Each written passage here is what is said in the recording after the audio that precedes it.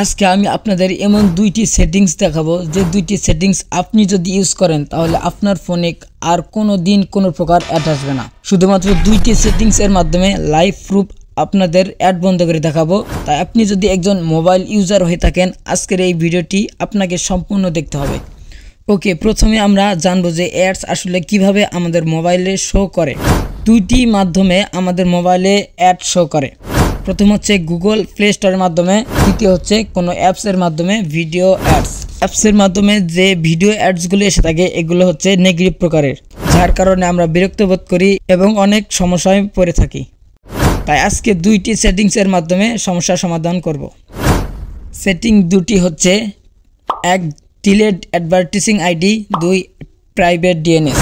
Delete অ্যাডভার্টিসিং ID দিয়ে আপনি শুধু গুগল প্লে স্টোরের মাধ্যমে যে অ্যাডসগুলো আসে সেগুলো বন্ধ করতে পারবেন, কিন্তু বাকি যে নেগেটিভ ভিডিও অ্যাডসগুলো আমাদের ফোনে শো করে এগুলো বন্ধ করার জন্য আপনাকে প্রাইভেট ডিএনএস ব্যবহার করতে হবে।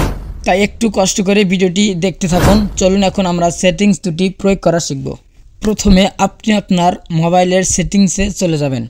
এখন আপনি প্রাইভেসি নামে একটি সেটিংস রয়েছে, এই সেটিংসটি খুঁজে বের করবেন। সেটিংসটি খুঁজে পাওয়ার পর আপনি সেটিংসে ঢুকবেন। ঢোকার পরে দেখবেন অ্যাডস নামে একটি সেটিংস রয়েছে। এরপর ওই অ্যাডস নামে সেটিংসটি চাপ দিয়ে দেখবেন ডিলেট অ্যাডভার্টিসিং আইডি নামে একটি সেটিংস রয়েছে। এখন আপনি এই ডিলেট অ্যাডভার্টিসিং আইডিটি ডিলেট করে দিবেন। ডিলেট করে দিলে আমাদের প্রথম সেটিংসটির কাজ শেষ।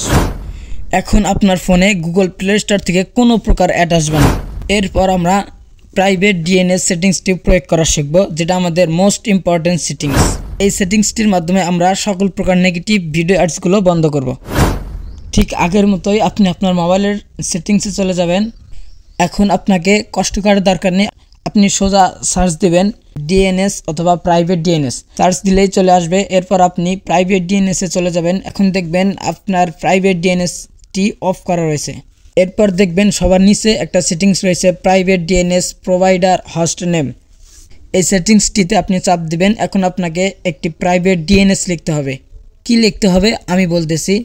আপনি এখানে লিখবেন dns.adguards.com। প্রাইভেট ডিএনএসটি লিখে সেভ করে দিবেন। অলরাইট, আমাদের দুইটি সেটিংস প্রয়োগ করা শেষ। এখন আমাদের ফোনে কোনো প্রকার অ্যাড আসবে না। এখন আপনি এই সেটিংস দুটি ইউজ করে আপনার ফোনে আসা অ্যাডগুলো বন্ধ করতে পারবেন।